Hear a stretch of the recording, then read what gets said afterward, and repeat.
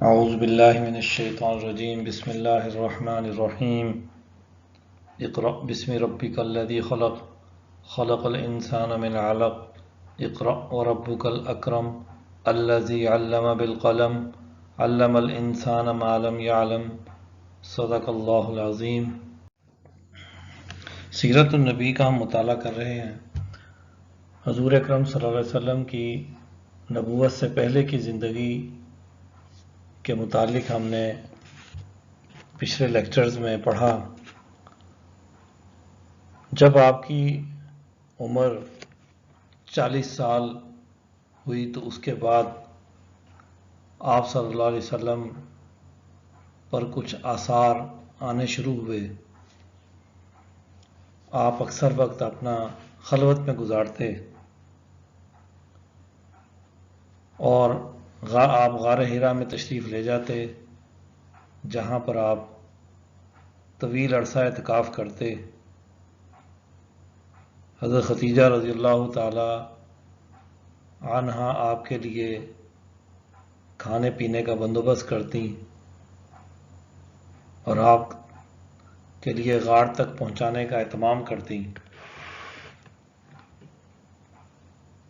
چونکہ آپ پورے معاشرے کا جائزہ لے چکے تھے، آپ نے مکہ کی زندگی میں لوگوں کے باہمی تعلقات کا جائزہ لیا، تجارتی سفر کیے، لوگوں کے معاشی معاملات کا جائزہ لیا۔ اسی طرح آپ نے اجتماعی سرگرمیوں میں حصہ لے کر سیاسی معاملات کا جائزہ لیا۔ اب آپ اس معاشرے کو سدھارنا چاہتے ہیں اور اس کے لیے کسی رہنمائی کے منتظر ہیں۔ قرآن حکیم میں ہے وَوَجَدَكَ ضَالًّا فَهَدَىٰ، ہم نے آپ کو متلاشی پایا بس آپ کو ہدایت دی۔ تو جب حضور اکرم صلی اللہ علیہ وسلم کی نبوت کا زمانہ قریب آیا تو آپ کو سچے خواب آنا شروع ہوئے۔ آپ رات کو جو دیکھتے تھے خواب کی حالت میں، صبح کو آپ اسی پر عمل پاتے۔ اسی طرح درخت اور پتھر آپ کو سلام کرتے۔ تو یہ چند علامات تھیں۔ نبوت کی علامات ظاہر ہونے کے بعد ایک مرتبہ آپ غار حرا میں عبادت میں مصروف تھے تو آپ کے پاس ایک فرشتہ آیا، حضرت جبرائیل علیہ السلام تشریف لائے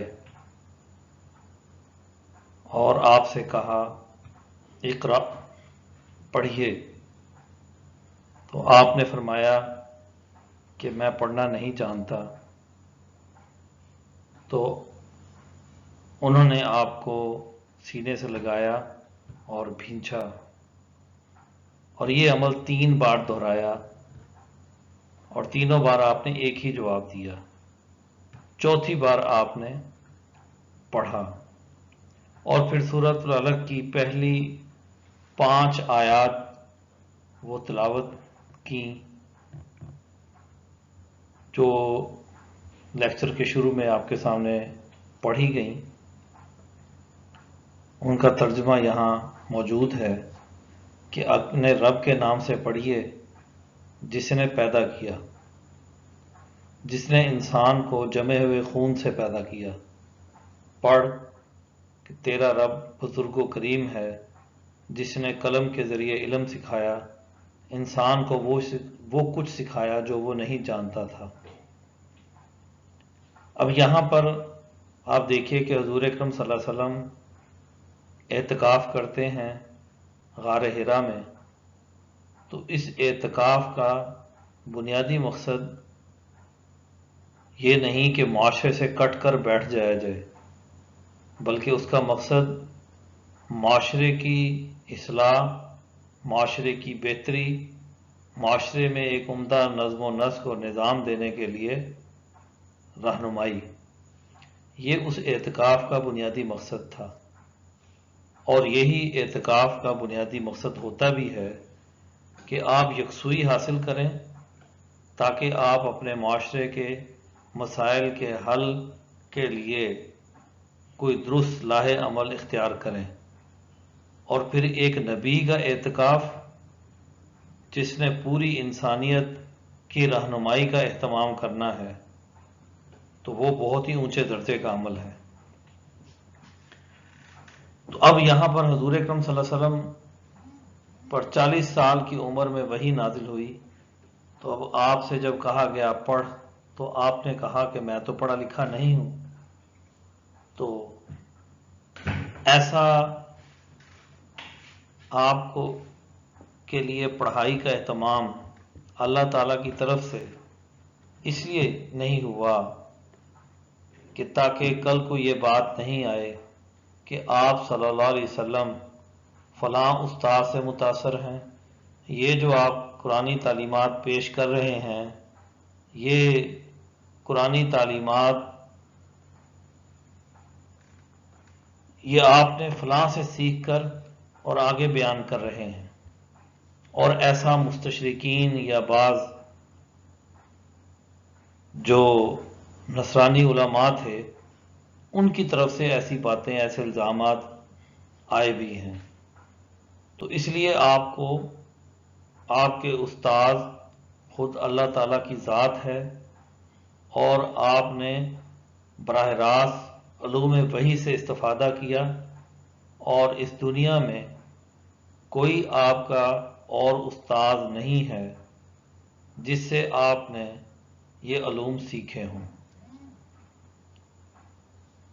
اور یہ سورۃ العلق کی یہ آیات بھی انسان کو اس کے رب کی طرف متوجہ کر رہی ہیں کہ انسان اپنے اس رب کی پہچان کرے کہ جس نے اسے پیدا کیا، اور پھر پیدا کرنے کا پورا عمل اور اس کی طرف متوجہ کیا، اور پھر اللہ تعالیٰ کی بڑائی بیان کی کہ اس کائنات کے اندر جتنے انسان ہیں اللہ تعالیٰ نے ان انسانوں کی تخلیق کا ایک نظم بنایا ہے، ایک ترتیب بنائی ہے۔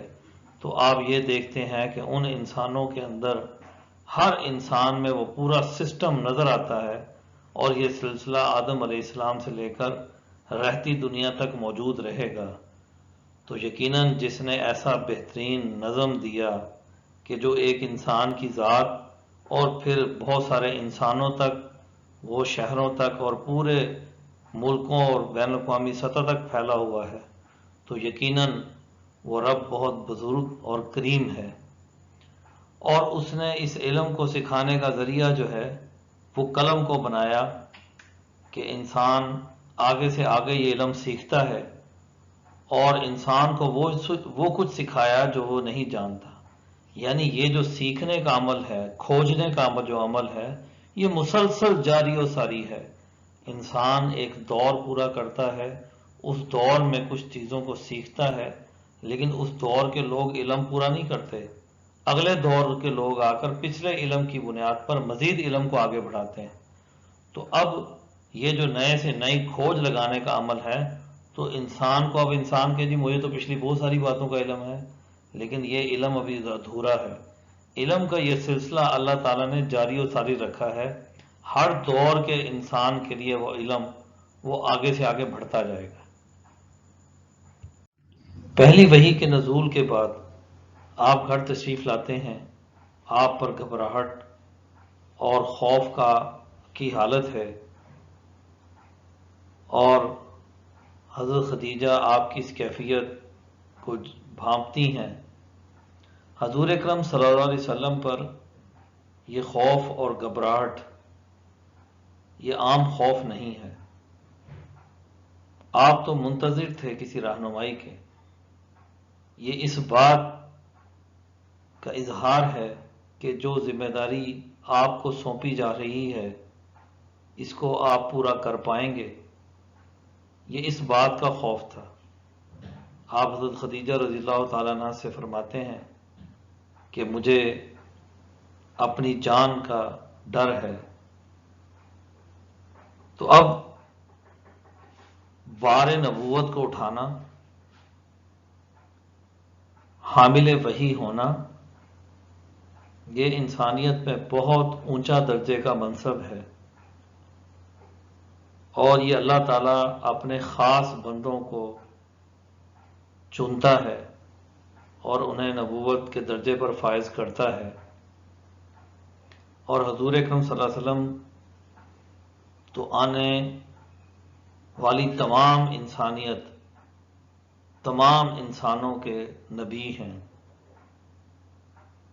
اور پچھلے تمام انبیاء کے سردار ہیں۔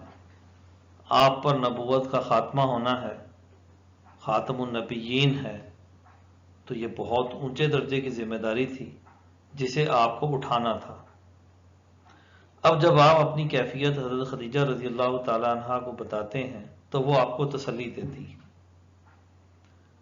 اور اس تسلی میں یہ الفاظ ہیں، وہ آپ کی صفات بتاتی ہیں کہ ہرگز نہیں، اللہ کی قسم، اللہ آپ کو کبھی رسوا نہیں کرے گا۔ کن خوبیوں کی بنیاد پر رسوا نہیں کرے گا؟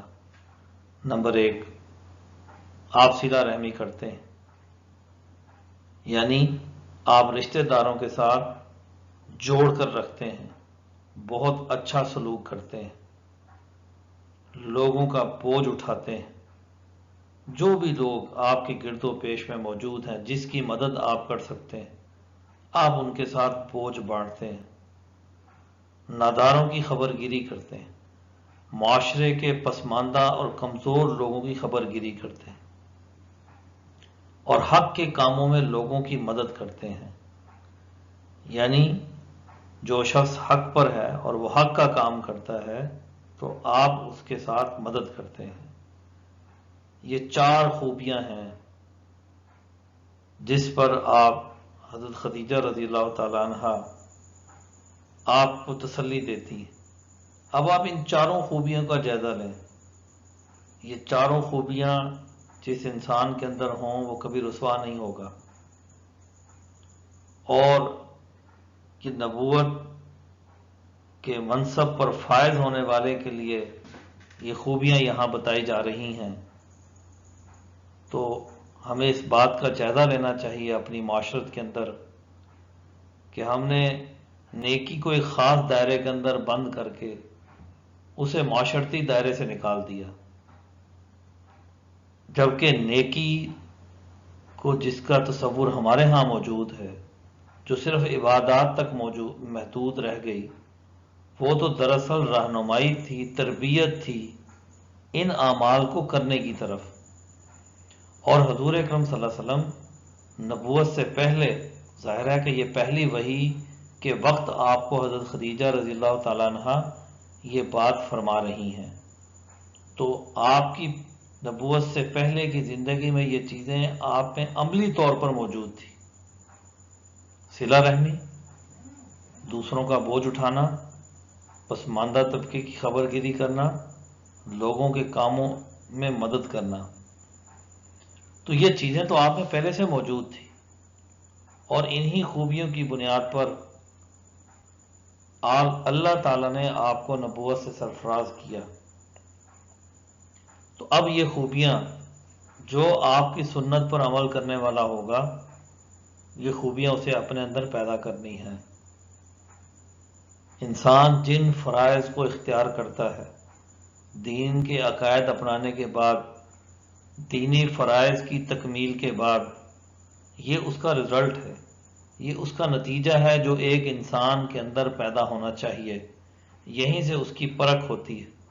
اگر یہ چیزیں اس کے اندر پیدا نہیں ہوئیں تو پھر اسے اپنی رسوائی کا ڈر ہونا چاہیے، اس دنیا میں بھی اور آخرت میں بھی۔ تو اس لیے حضرت خدیجہ رضی اللہ تعالیٰ کہ اللہ تعالیٰ آپ کو کبھی رسوا نہیں کرے گا، آپ تو یہ معاشرتی امور بہترین طریقے سے سر انجام دیتے ہیں۔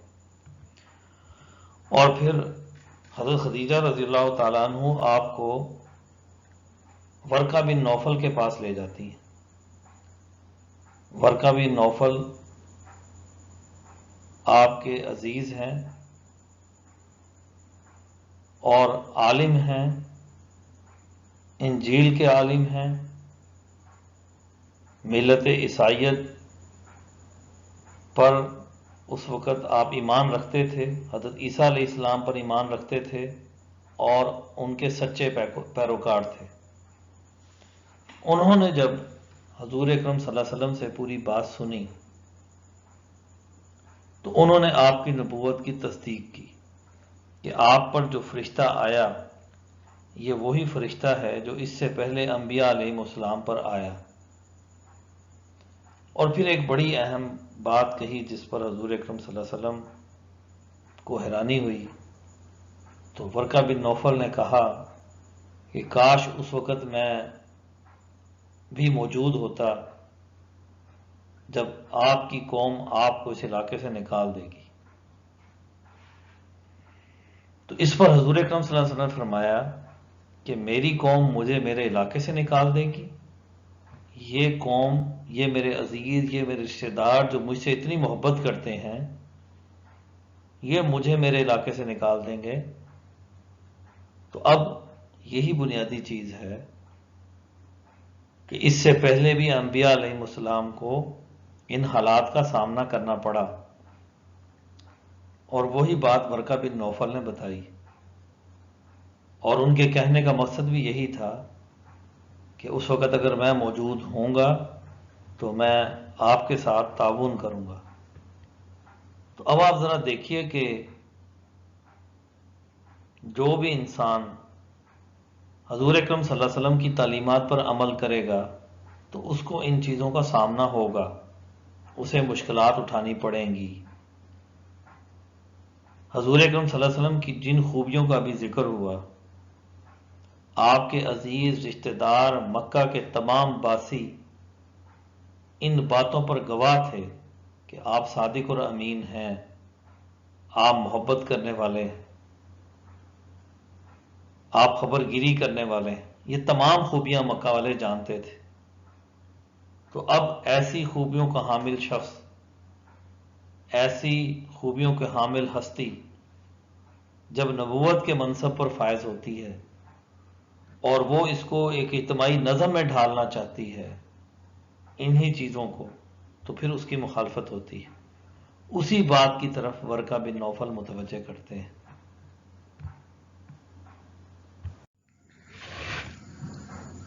وحی کے نزول کے بعد جو اگلا عمل ہے وہ اس کی دعوت ہے۔ دعوت اپنے اندر ایک حکمت عملی رکھتی ہے، محض بات کہہ دینا دعوت نہیں۔ انسان کو بات کہنے کا مقصد پیش نظر رکھنا ہوتا ہے، بات کے مراحل طے کرنے ہوتے ہیں، پہلے درجے میں کن لوگوں کو دعوت دینی ہے، اس بات کو پیش نظر رکھنا ہے۔ یہ چیز ہمیں حضور اکرم صلی اللہ علیہ وسلم کی سنت سے ملتی ہے۔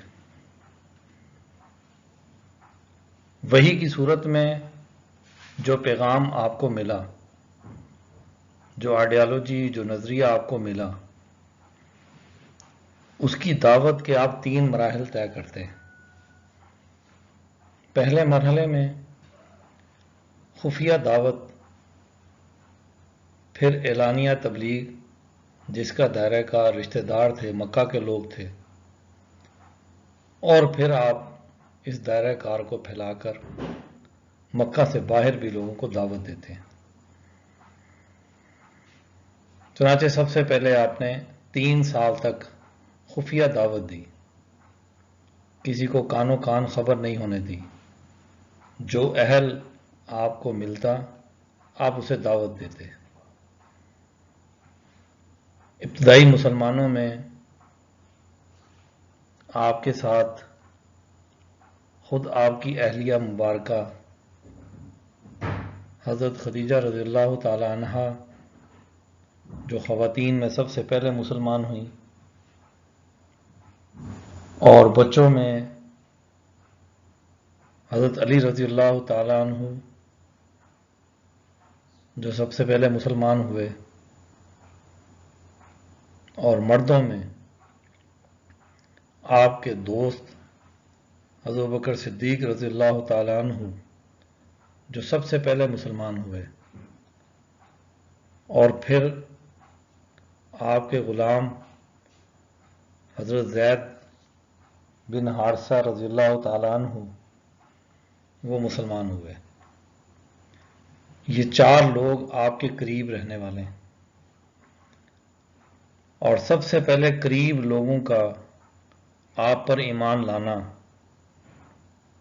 اس بات کی واضح دلیل ہے کہ آپ سچے ہیں، برحق ہیں، اور آپ کے قریب کے لوگ اس بات کو خوب اچھے طریقے سے جانتے ہیں۔ اور بیوی جس کو قرآن حکیم نے کہا کہ وہ مرد کا لباس ہے اور وہ آپ کی تمام خوبیوں کو جانتی ہیں، اس کا آپ پر ایمان لانا تو یقیناً یہ ایک بہت ہی اہم دائرہ تھا ان لوگوں کا ایمان لانا۔ اس دعوت کو اتنا خفیہ رکھا گیا کہ ایک مرتبہ حضور اکرم صلی اللہ علیہ وسلم اور حضرت خدیجہ رضی اللہ تعالیٰ عنہ نماز پڑھ رہے تھے، تو حضرت علی رضی اللہ تعالیٰ عنہ تشریف لاتے ہیں اور پوچھتے ہیں کہ یہ کون سی عبادت ہے، مکہ کے لوگ تو اس طرح عبادت نہیں کرتے۔ تو آپ صلی اللہ علیہ وسلم انہیں بتاتے ہیں کہ مجھے اللہ نے نبوت کے منصب پر فائز کیا ہے، اور یہ نماز ہے، یعنی اس میں توحید کے طریقے پر عبادت کرنا۔ تو اب آپ حضرت علی رضی اللہ تعالیٰ کو بھی اس کی دعوت دیتے ہیں۔ حضرت علی رضی اللہ تعالیٰ فرماتے ہیں کہ میں اس پر اپنے والد صاحب سے مشورہ کروں گا۔ ظاہری بات ہے بہت ہی کم سنی ہے، بہت چھوٹے بچے ہیں ابھی، تو آپ صلی اللہ علیہ وسلم چاہتے ہیں کہ ابھی یہ بات زیادہ پھیلے نہیں، تو آپ انہیں کہتے ہیں کہ اگر یہ بات آپ کو سمجھ نہیں آئی تو ٹھیک ہے، آپ کسی اور کو اسے نہ بتلائیے گا۔ پھر حضرت علی رضی اللہ تعالیٰ کہتے ہیں کہ میں نے پوری رات اس پر غور کیا آپ کی دعوت پر، اور پھر میں نے اپنے دل کو اسی طرح متوجہ پایا کہ میں اس دعوت کو قبول کروں، تو اس لیے آپ اگلے روز جا کر ایمان لے آئے۔ اس طرح رفتہ رفتہ کل 40 لوگ مسلمان ہوئے، اور پھر آپ نے اعلانیہ تبلیغ کا سلسلہ شروع کیا۔ کوہ صفا پر کھڑے ہو کر آپ نے لوگوں کو بلایا، اور یہ اس زمانے میں ایک خاص طریقہ ہوتا تھا لوگوں سے مخاطب ہونے کا، اور لوگ اس بات کو جانتے تھے کہ جب کوئی خصوصی بات، خاص امر واقعہ ہونے والا ہے تو اس وقت ہی ایسے لوگوں کو بلایا جاتا ہے۔ تو اس لیے لوگ پوری توجہ کے ساتھ اس طرف آئے اور آپ کی بات سننے لگے۔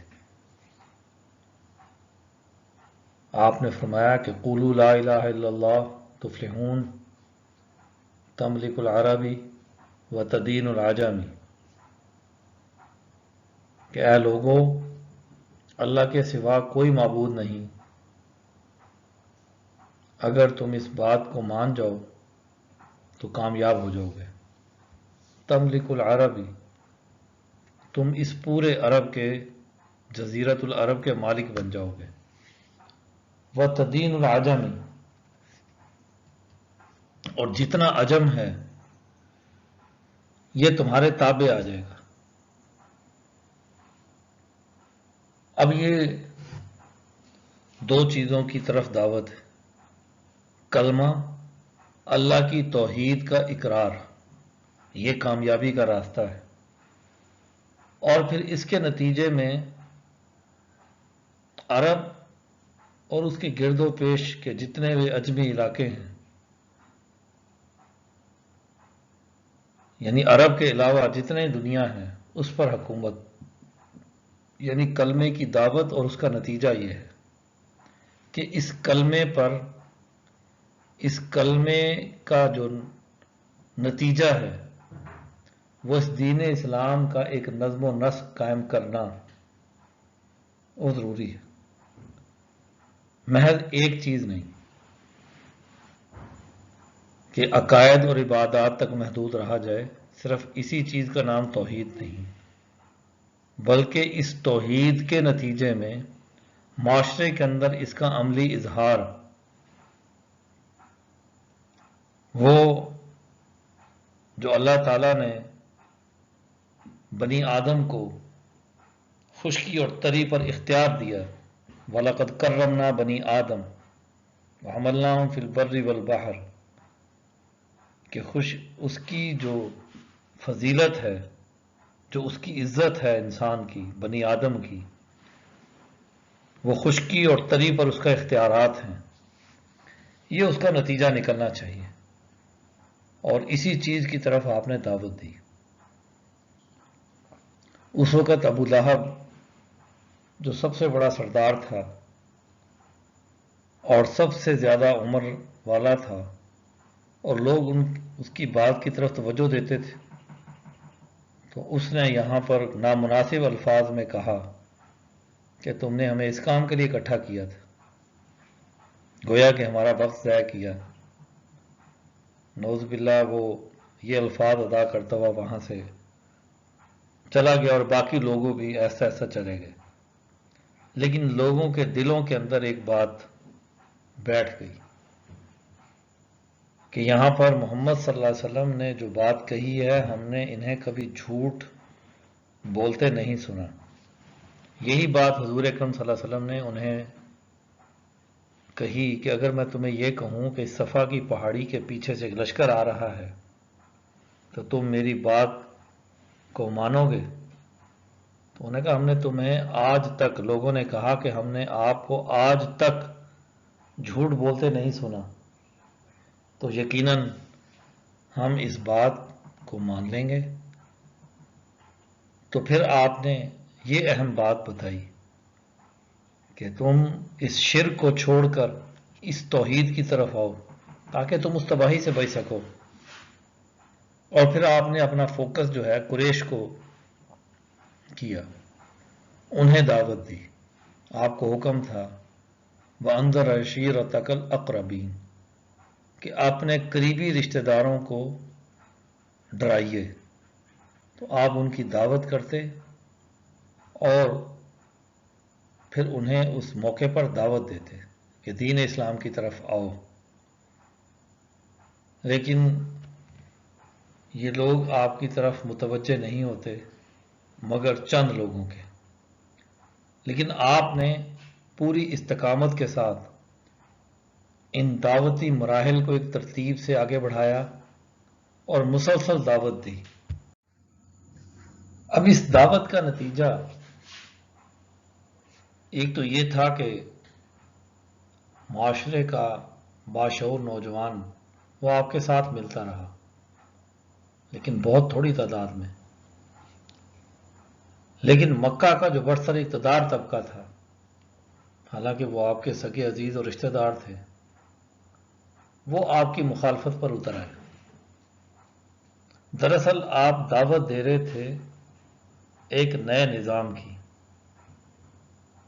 پرانا نظام جو شرک کی بنیاد پر کھڑا تھا،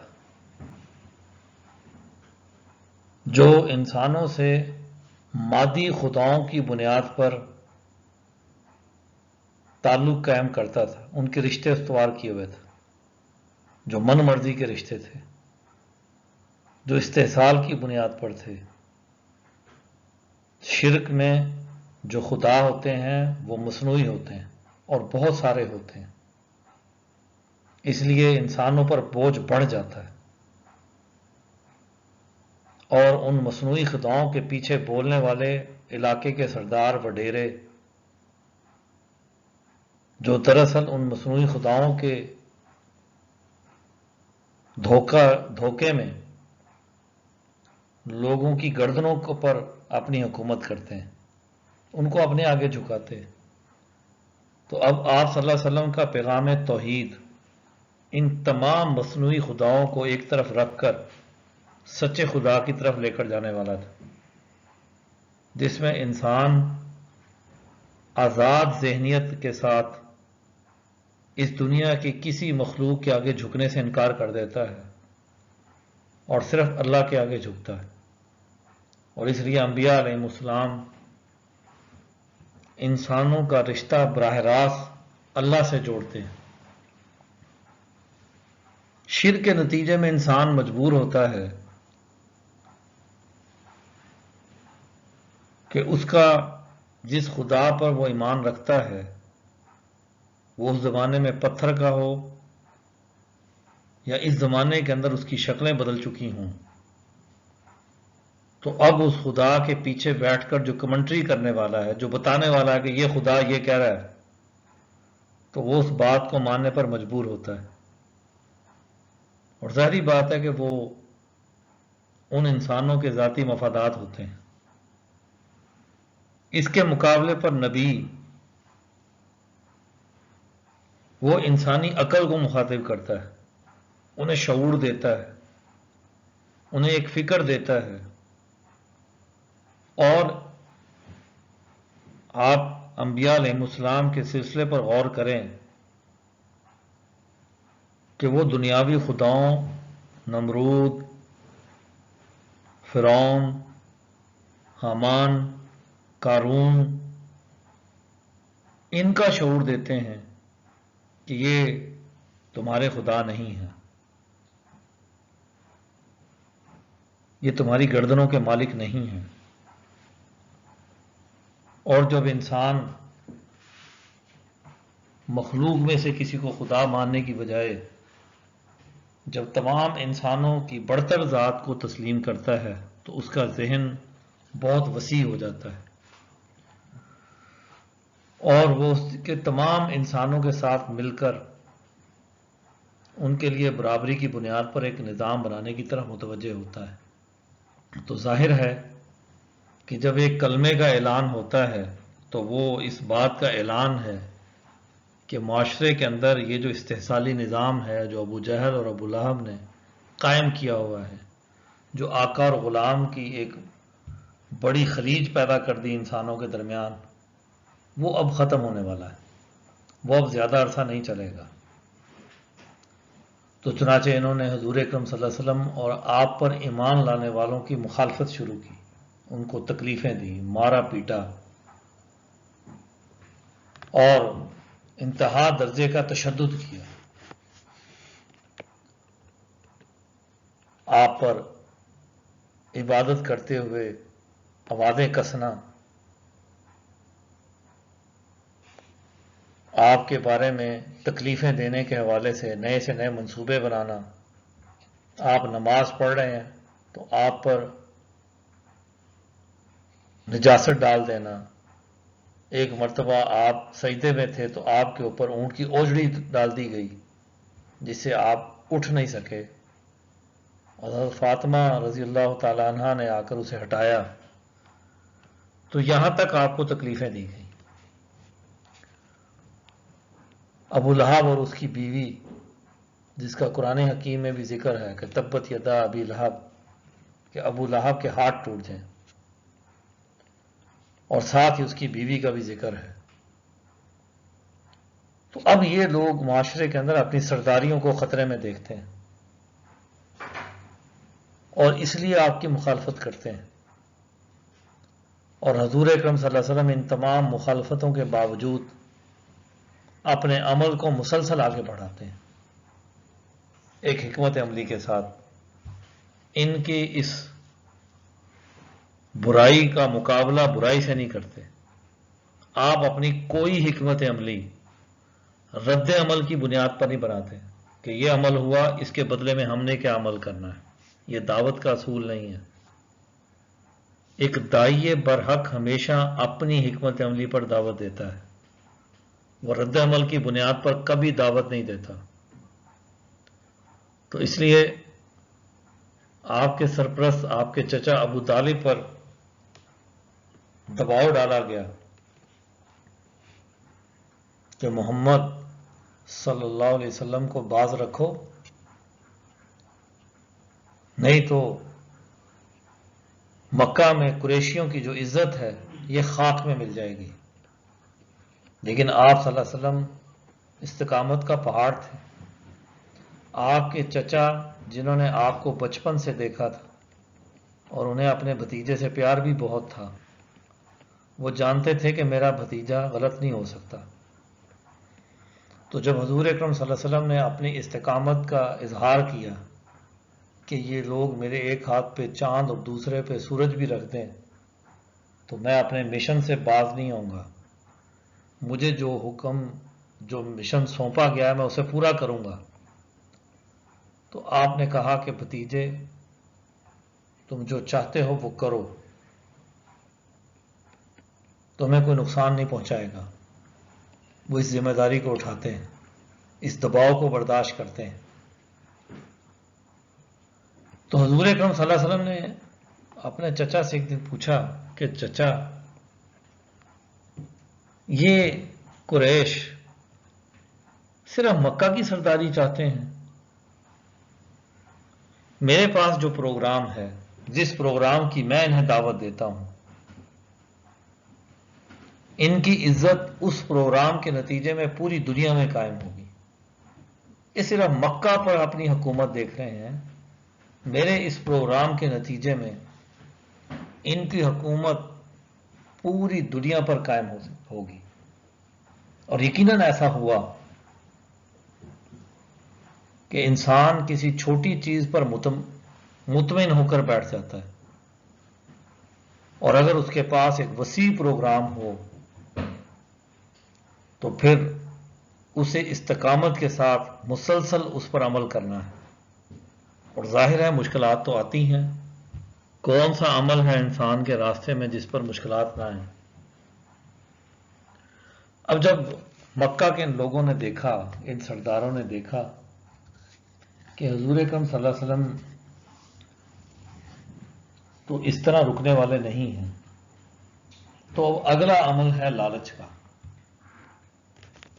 کہ لالچ دی جائے۔ تو عتبہ بن ربیعہ جو ایک سردار ہیں، وہ آپ کو لالچ دیتے ہیں، اور ظاہری بات ہے کہ یہ ان کی مجلس شورا جو دار الندوہ میں ہوتی تھی، وہاں پر بیٹھ کر یہ معاملہ طے ہوا۔ انہوں نے آپ صلی اللہ علیہ وسلم کو لالچ دی کہ آپ ہمارے سردار بن جاؤ۔ پہلی بات کہ ہم جتنے قبائل ہیں تمام قبیلے مل کر آپ کو اپنا سردار بنا لیتے ہیں، اپنا سربراہ بنا لیتے ہیں، گویا کہ مکہ کی پوری قیادت آپ کے پاس ہوگی۔ ایک یعنی عہدے کی لالچ۔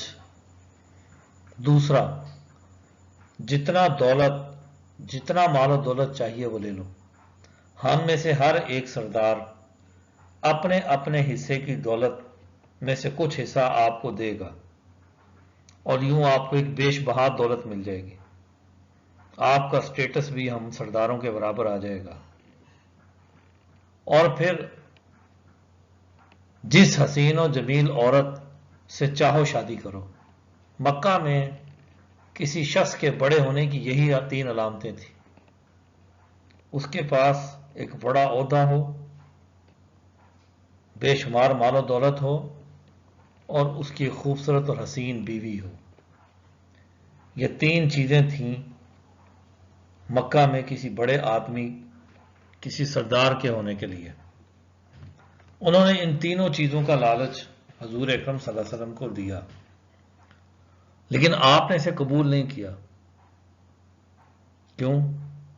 اس لیے کہ نبی کے سامنے محض اقتدار نہیں ہوتا کہ جی اقتدار مل جائے تو بس ٹھیک ہے، سب کچھ ٹھیک ہو جائے گا، میری حکومت چلے گی اور میں اپنی حکومت کے تابع تمام معاملات کو درست کر لوں گا۔